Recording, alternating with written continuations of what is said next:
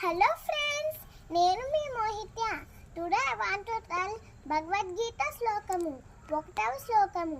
శ్రీ భగవాను వాచ మయ్యా సక్తమనా పడ్డ యోగం యుంజన్మదాశ్రయః అసంశయం సమగ్రం మాం యదాజ్ఞాస్యసి తక్షును. 2వ శ్లోకము. జ్ఞానం తేహం సవిజ్ఞానం ఇదం వక్ష్యామ్యశేషతః అజ్ఞాత్వామేవ భూయోన్యత్ యాతవ్యమవశిష్యతే. 3వ శ్లోకము.